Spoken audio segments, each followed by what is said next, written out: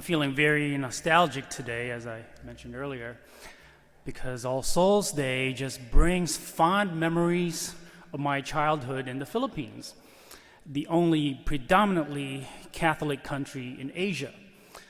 I think it's about 85% Catholic, probably like Poland maybe, or Mexico. And other than Christmas and Holy Week or / Easter, I'd have to say that All Souls Day is the biggest liturgical day celebrated in the Philippines. For Filipinos, observing All Souls Day goes beyond attending Mass. Droves of people would flock to the cemeteries to visit graves of their loved ones. For many Filipinos, it's a 3-day event beginning October 31st, which is Halloween, as we all know. Filipinos would clean and decorate the tombs. They would decorate it with candles, flowers, and pictures. And some even camp out in the cemetery. They cook, eat, share stories, play cards, or mahjong. It's a Chinese, I'm not sure if you're familiar with mahjong. And they also sing. They do a lot of singing. And for little Larry, it was the only time that he was not afraid to be in the cemetery at night. And boy, I can still smell the heavenly scent of Philippine jasmine we call sampaguita. In the streets of Manila and other major cities in the Philippines, jasmine, or sampaguita, is the national flower of the Philippines, and it's sold as leis or garlands by the poorest of the poor.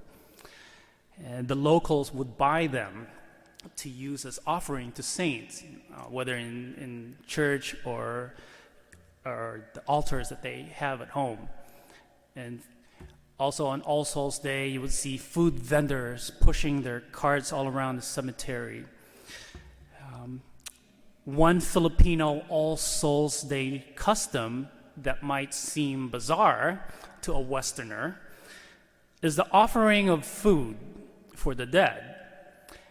It was believed that on the night of November 1st to 2nd, the souls of the dead return to stay with their loved ones. Likewise, the saints may pay a visit to the house on All Saints' Day. Therefore, Filipinos would put a small plate of food on the altar at home as a sign of their gracious hospitality in case the saint or your deceased loved ones may be hungry. So as a kid, I was always mystified by this practice. And I remember staring at that bowl of soup that my aunt had placed in front of the Virgin Mary statue, waiting for it to just gradually disappear. Well, miraculously, the next morning, the food was gone. Go figure.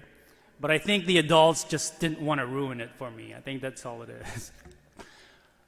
Furthermore, when eating a main meal, like lunch or dinner, on All Souls Day, it is customary to prepare the favorite food of your departed loved one.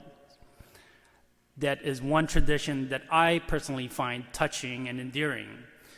So thank God my dad was not a picky eater, so you could prepare, in my family, you could prepare any food.